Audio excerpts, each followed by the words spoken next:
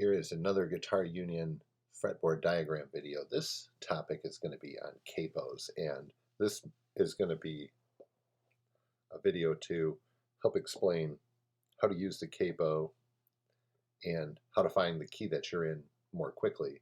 And to do that, we're going to look at the key of C, and this is also related to the caged concept. Pretty much everything is related to the caged concept if you take a moment to think about it.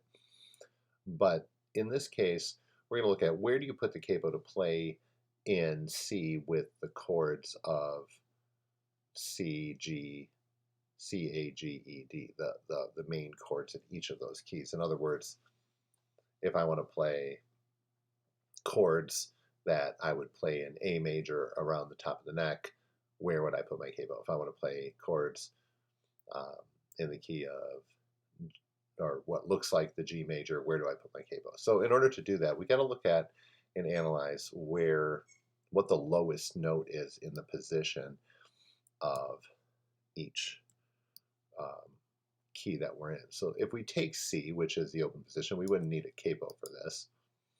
But if we did, and we find, okay, let's eliminate the notes that are not C. I'm going to leave the lowest note there.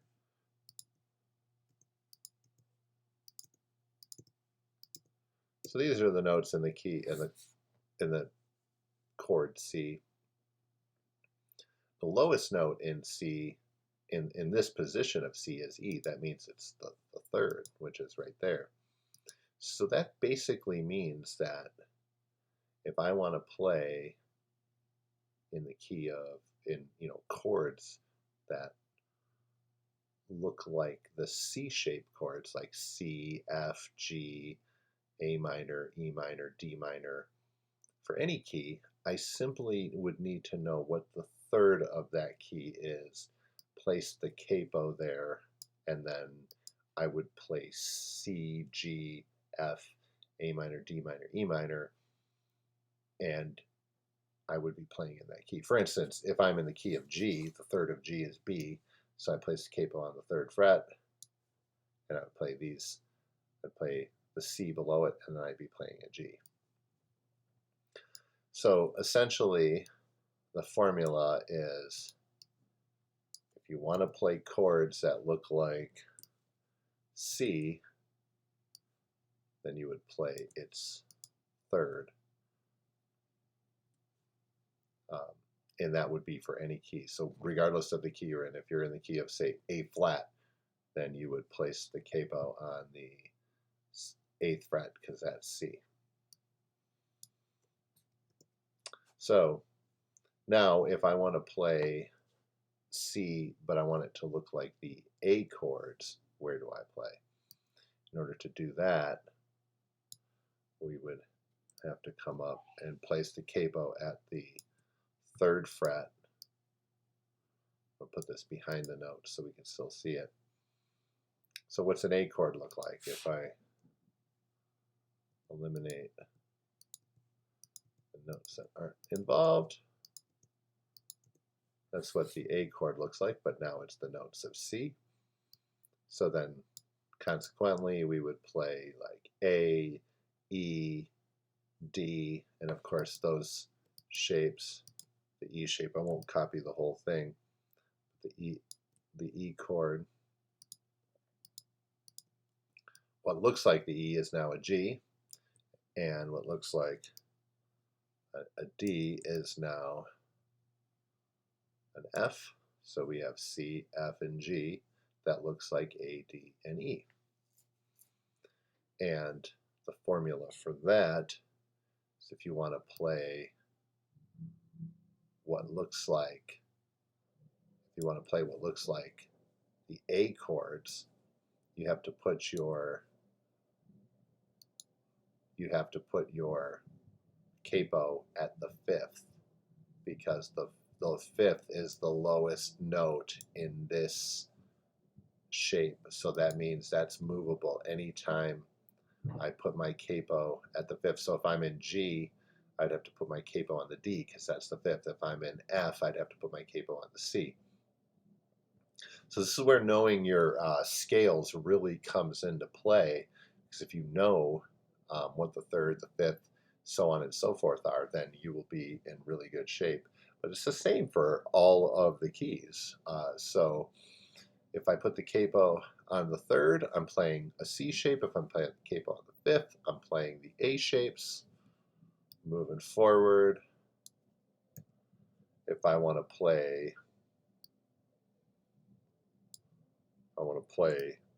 C, but I want it to look like the G, well then I need to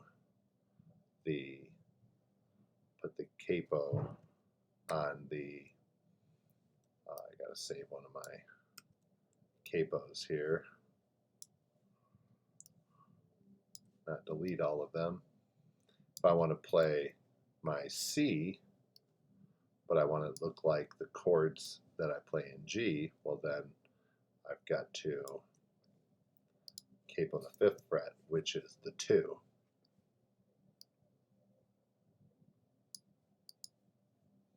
So I will, A is the 2, or excuse me, A is the 6. I would have to capo the 6th. Sorry for that.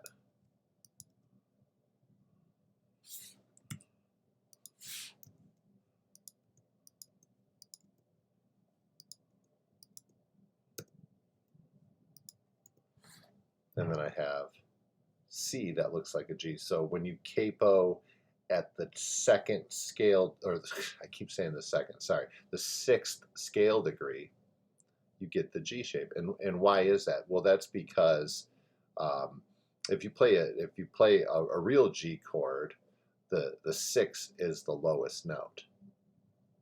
So once again, to recap, 3C, 5A, 6G. This goes for any key, and when I say C, A, and G, I'm talking about the shapes. So this applies to any key. And then of course when you're in G, your other chords are C, and now C looks like an F, and then your other chord is D, and now D looks like G. And there we go. So we have 2 more examples. Probably the easiest one to remember is the E-shaped chords, because that's based on the root. An E is the lowest note on the guitar, so the E shape is the E note. So that means if you put the capo on your root, you're going to do what looks like chord. There's C in the shape of an E.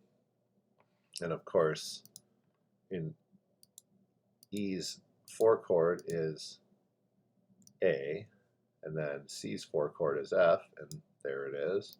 So you would capo that and play an A below it. And then when you're in E, playing B is still like a bar chord.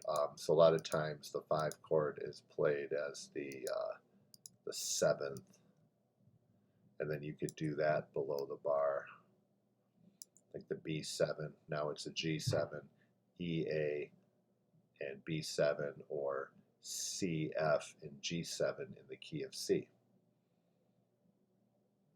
And the formula there is put the capo at the root of the key that you want to play in, and then play E-type chords.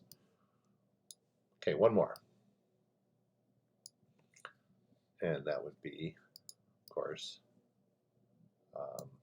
D, because we've done C. So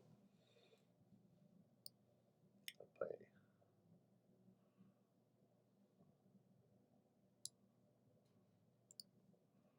these D chords here, and then so D is the 2. I kept saying 2 for the A. So if you put the capo at the 2,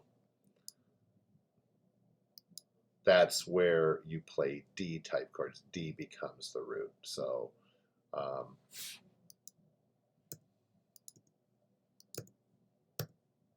in the open position here, everything's in C. So we see when we play a D chord, D shape, we get C. And then D, G, and A are the shapes that you play.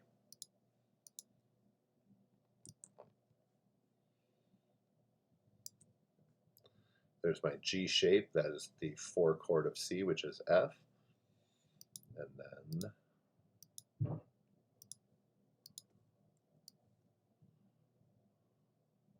there's my A shape, which is the 5 chord, which A is the 5 of D, G is the 5 of C.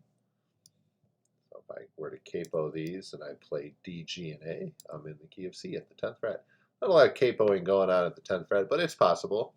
And if you do, then you would play it like this. Okay, so just to recap,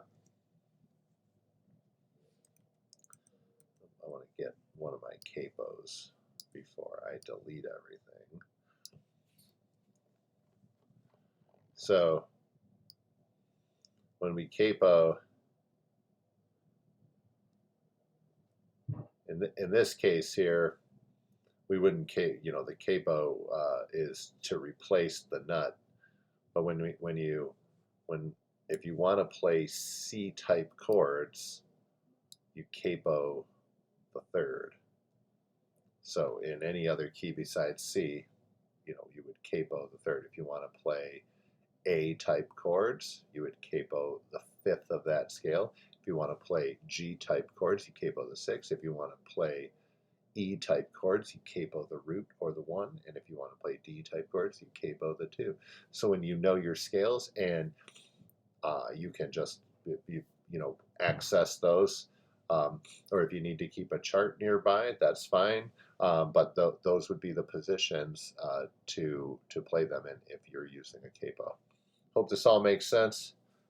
As usual, like I always say, I'm going to do more videos on this, breaking it down further. Let me know what you think. Let me know your questions, and I will see you at the next video. Have a good day.